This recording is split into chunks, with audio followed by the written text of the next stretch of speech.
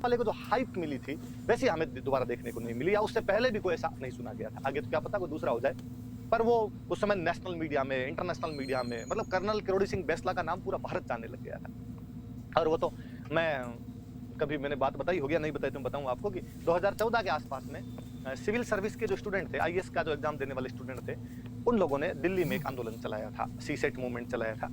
और वो CSAT movement क्या था, तो कि जो फर्स्ट पेपर आता था, प्रीलिम्स का फर्स्ट पेपर आया करता था, सॉरी सेकंड पेपर जो आया करता था, उस सेकंड पेपर के अंदर मैथमेटिक्स आया करती थी, इसलिए वो इंजीनियरिंग वालों के पक्ष में झुका हुआ था। थोड़ा इंग्लिश आया करती थी, इसलिए इंग्लिश मीडियम वालों के पक्ष में झुका हुआ था। इसलिए रूरल बैकग्राउंड के, ह्यूमैनिटीज के लोगों की मांग थी।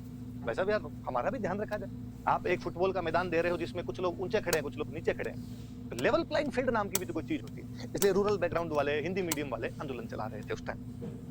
बेसिकली यूपी बिहारी स्टूडेंट ज्यादा थे, क्योंकि सिविल की तैयारी करने वाले वो लोग दिल्ली के अंदर ज्यादा होते हैं, और मुझे लगता है उन लोगों में राजनीतिक चेतना भी थोड़ी सी ज्यादा ही होती है उस साइड वाले लोगों के अंदर। पर मैं उन दिनों के अंदर दिल्ली था, तो अपने लगता है कि यार आंदोलन चले, और युवा मन यदि आंदोलन में जाने के लिए नहीं मचले तो खून नहीं है वो पानी है, बात वाली फीलिंग आ जाए कि किसने फ्रांसीसी क्रांति के लिए किसकी लाइन है। मैं भूल गया कि वो कितना खुशनसीब था जो फ्रांसीसी क्रांति के समय जिंदा था, उससे भी ज्यादा खुशनसीब वो थे जो उस समय जवान भी थे, युवा भी थे, जिन्होंने उस फ्रेंच रिवॉल्यूशन के अंदर भाग लिया। अपने भी उसके अंदर जाया करते। स्टूडेंट मूवमेंट होते हैं तो गिरफ्तारियां भी दो। तो मुझे याद है एक बार हम गिरफ्तारी दी कुछ लोगों ने, और पार्लियामेंट स्ट्रीट थाना पड़ता है दिल्ली के अंदर, वहां पे रात रात रुके थे, थाने के अंदर रुके जाके। वहां पर जब बैठे थे तो योगेंद्र यादव, जो ये आम आदमी पार्टी में पहले नेता हुआ करते थे, बाद में अपनी स्वराज इंडिया नाम की पार्टी बना रखी है, अब किसान आंदोलनों में भी आप उनके देखते रहते हो, वो हमारे नेता थे। उस दिन गिरफ्तारी के टाइम में उनके नेतृत्व में हम गिरफ्तारी दे रहे थे। तो रात को वहां बैठे हुए थे, तो बात आई कि भाई क्या किया जाना चाहिए और आगे आंदोलन को कैसे बढ़ाया जाए। सरकार तो नहीं मान रही बात, अपनी ज्ञापन दे दिए, आंदोलन कर लिए, और कोई तरीका हो तो यूपी बिहार वाले बोले कि अब तो एक ही तरीका बचा है, चक्का जाम करना पड़ेगा, ब्लॉक कर देंगे सब कुछ। यूपी बिहार वालों के लफड़ा है, उनसे ओ नहीं बोले जाते, डॉक्टर ब्लॉक ये होते हैं तो ब्लॉक ही बोलेंगे, ऑप्शन नहीं बोलेंगे, तो अब तो ब्लॉक कर देंगे हम सब कुछ। तो कौन ब्लॉक करेगा। तो उस समय इस बार वो चुनाव हार गए। बिहार में एक पार्टी जन अधिकार मोर्चा, उसके नेता है पप्पू यादव, वो हमारे आंदोलन में एक्टिवली पार्टिसिपेट कर रहे थे। उस टाइम वो थाने में हमारे साथ थे, रात के 2-2:30 बजे के आसपास की बात है, वो आए थे। और उनकी वाइफ, दोनों 2014 में जीते हुए थे। उनकी वाइफ रंजिता रंजन और वो पप्पू यादव जो है वो खुद उस टाइम लालू वाली पार्टी से जीते थे, और उनकी वाइफ कांग्रेस के अंदर है। तो बड़े नेता सांसद थे दोनों पति पत्नी, तो आंदोलन के अंदर आया करते थे वहां पर।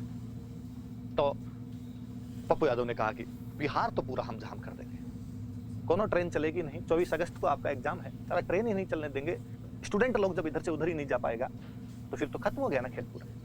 इतने में हमारे साथ कोई पश्चिमी उत्तर प्रदेश के एक थे, वो खड़े हुए, उन्होंने कहा कि पश्चिम उत्तर प्रदेश तो पूरा राकेश भैया ब्लॉक कर देंगे। राकेश भैया कौन, तो आप किसान आंदोलन के अंदर जो एक बड़े नेता देख रहे हैं राकेश टिकैत, ये हमसे 2-3 दिन पहले ही मिलके गए थे। उस आंदोलन के दौरान हमें आम दे के गए थे अपने खेतों के। तो इन्होंने कहा भी था कि मेरे लायक कोई सेवा हो तो बता देना।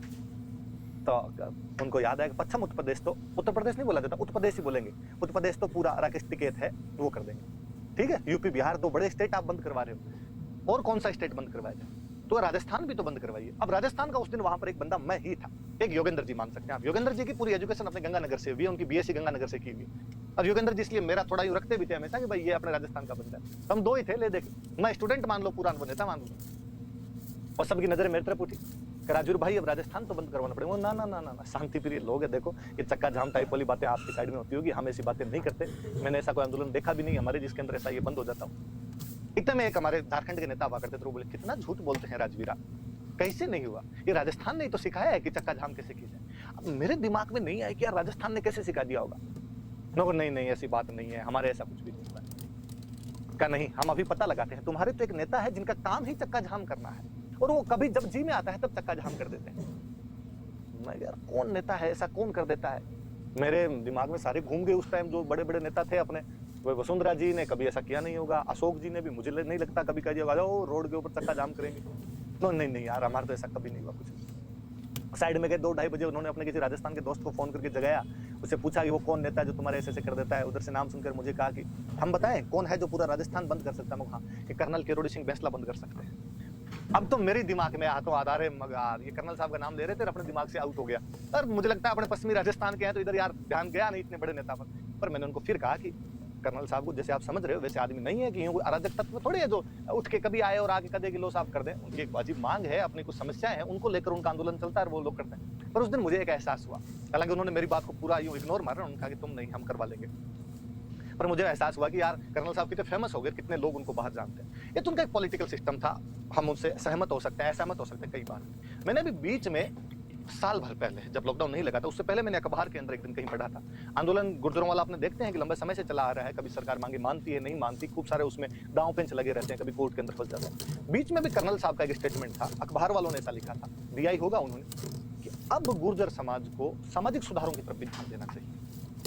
और उन्होंने कहा कि हमें बेसिकली एजुकेशन और हेल्थ पे अपना पूरा कंसंट्रेशन करना चाहिए, और हम जो बाकी चीजों में जो खर्चे करते हैं, दहेज के अंदर खर्चा करते हैं, कोई बात छूछक मायरों में जो खर्चे करते हैं, जो नुक्तों में खर्चा करते हैं, इसको बंद किया जाना चाहिए। और हमें अपने बच्चों के एजुकेशन और हमें अपने बच्चों के हेल्थ की तरफ ज्यादा ध्यान दिया जाना चाहिए। हट्टे कट्टे लोगों फौज पुलिस के अंदर जाएंगे, पढ़ेंगे तो बाकी नौकरियों के अंदर जाएंगे। ये भी अब समाज के लिए जरूरी है। मुझे वापस एक बार बूंदी किसान आंदोलन याद आया, उस अखबार की खबरें पढ़ के, और मुझे लगा कि यार यदि यह बंदा यह काम बड़े स्तर पर करने में कामयाब हो गए, जिस प्रकार से इन्होंने आरक्षण का पॉलिटिकल मूवमेंट चलाया है, उसी प्रकार यदि ये चला दिया, मुझे लगता है गुर्जरों के एक नए लोक देवता के रूप में स्थापित होंगे। और कम से कम उस रूप में उस आदमी को माना जाना चाहिए कि न केवल पॉलिटिकल एवेकनिंग लेके आए थे, बल्कि सोशल रिफॉर्म के अंदर भी बंदे की रुचि उतनी ही अधिक रही है। तो ये बूंदी वाले में भी गुर्जरों ने यहाँ पर ये किया था। मैंने दोनों किसान आंदोलन पढ़ा है। मैं आपको एक क्वेश्चन देना चाहता हूँ